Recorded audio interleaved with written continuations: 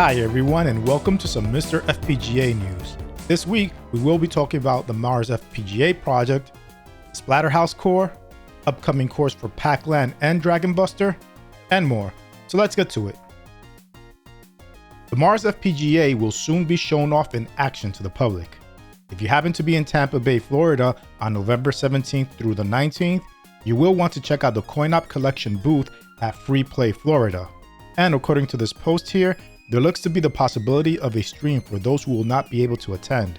It's gonna be cool to finally be able to see what MARSFPGA will offer. The Nintendo 64 core has had even more RDP fixes.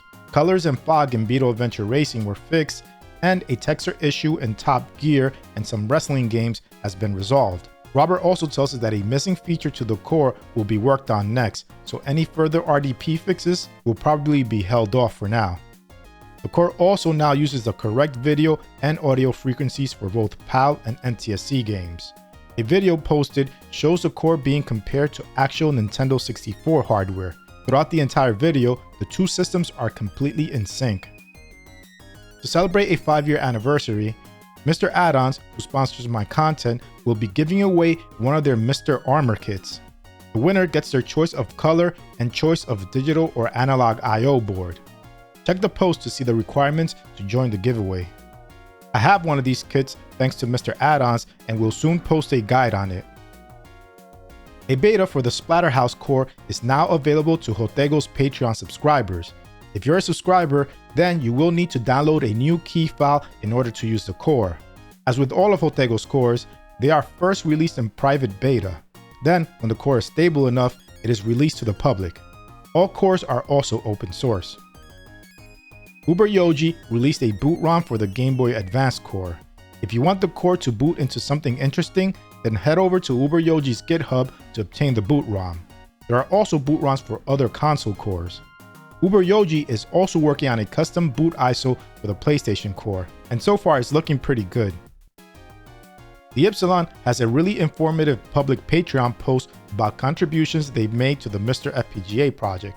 There's information on the downloader, which simplifies the process of installing and updating MiSTer content, information on the repository that hosts all cores and files for the official MiSTer distribution, info on Update All, unofficial distributions and database, and so much more.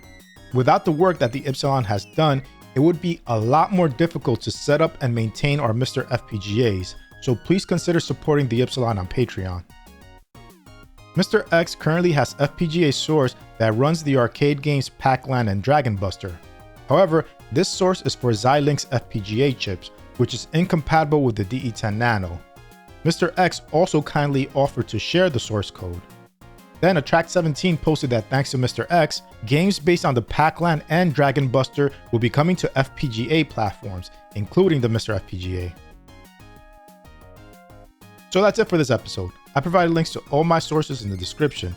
Make sure you also check out RetroRGB.com to see my MiSTer news videos in blog form and to get more retro related content.